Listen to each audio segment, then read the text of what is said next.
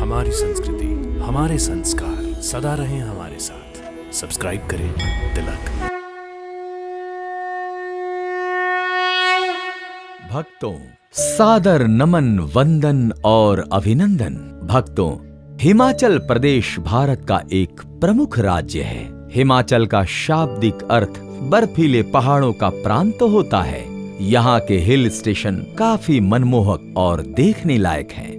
हिमाचल प्रदेश में एक नहीं बल्कि कई प्राचीन मंदिर आपको देखने को मिलते हैं। शायद इसलिए इस राज्य को देवभूमि भी कहा जाता है। देवभूमि हिमाचल स्थित सैकड़ों प्रसिद्ध मंदिरों में से एक है मां तारा देवी का मंदिर।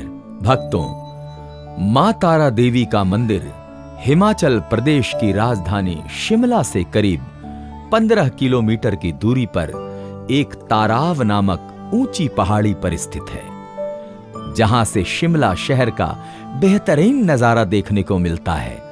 लगभग 250 वर्षों पहले बना यह मंदिर एक शिमला का सुप्रसिद्ध, लोकप्रिय और खूबसूरत तीर्थ व पर्यटन स्थल भी है। भक्तों, इस मंदिर के इतिहास के बारे में कहा जाता है कि इस मंदिर का निर्माण आज से लगभग 250 वर्षों पूर्व राजा भूपेंद्र सेन ने करवाया था।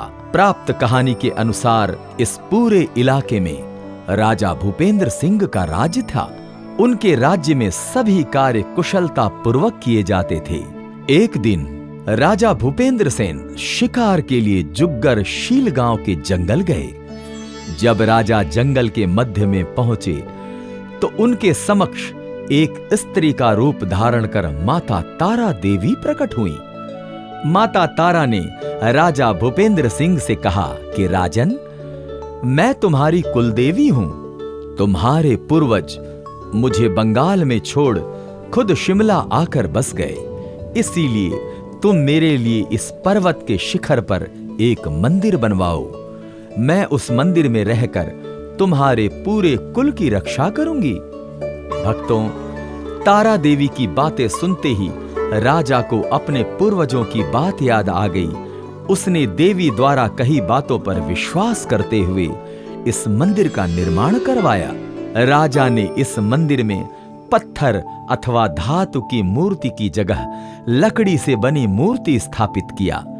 तब से तारा देवी यहां विराजमान होकर राजा भूपेंद्र सेन के कुल की रक्षा कर रही है।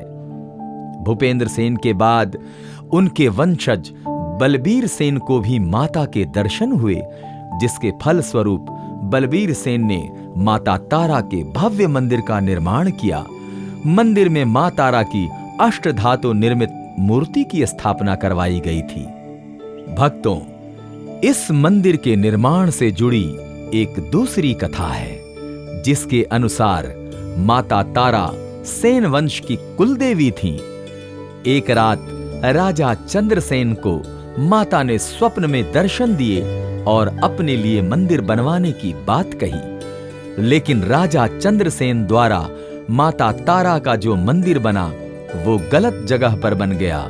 तब माता तारा ने राजा को दोबारा स्वप्न देते हुए कहा कि हे राजन, आपको अपने घर से निकलते ही चींटियों की एक कतार दिखाई देगी। आप उस चींटियों की कतार के पीछे चलते जाना और जिस जगह पर वह कतार खत्म होगी उसी जगह पर मेरे लिए मंदिर बनवाना।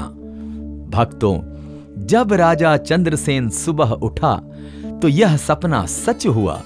स्वप्न में माता के कहे अनुसार उसके घर से निकलते ही चींटियों की एक लंबी कतार दिखाई दी। राजा कतार के पीछे पीछे जाने लगा और पीछे जाने के पश्चात एक जगह पर चींटियों की वह कतार खत्म हो गई।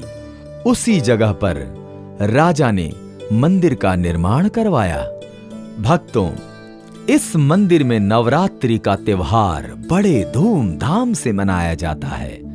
इस अवसर पर माता का श्रृंगार, पूजन और अनुष्ठान अति विशिष्ट और दर्शनीय होते हैं। दोनों नवरात्रों में माता तारा के दर्शन के लिए दूर दूर से आने वाले श्रद्धालु भक्तों की बेशुमार भीड़ उमड़ती है। यहाँ माता के भक्त 9 दिनों तक माता के भजन, कीर्तन और जगराते कराते हैं, जिनका आनंद शब्दों से नहीं किया जा सकता। माता के गगनभेदी जयकारों से अत्यधिक दिव्य अनुभूति होती है। यहाँ घट स्थापना का भी विशेष महत्व है। घट स्थापना के समय हजारों लोग उपस्थित होकर माता की कृपा के भागी बनते हैं। प्रतिवर्ष शारदीय नवरात्र में विशाल मेले का आयोजन भी होता है। भक्तों, तारा देवी के इस मंदिर के बारे में मान्यता है कि इस क्षेत्र में चेचक, प्लेग, हैजा और पशुओं में खूर रोग, मुंह रोग, मस्से, महामारी जैसी बीमारियां माता से मन्नत मांगने पर, माता को प्रसन्न करने पर, प्रसाद अर्पण करने पर और माता का दर्शन पूजन करने मात्र से लोगों को बीमारियों से मुक्ति मिल जाती है। इसीलिए यहाँ पर कई लोग अपनी रोग के ठीक हो जाने की मनोकामना लेकर आते हैं, माता के दरबार में माथा टेकते हैं। भक्तों, तारा देवी का यह मंदिर सप्ताह के 7 दिन सुबह 6 से शाम 8 बजे खुला रहता है।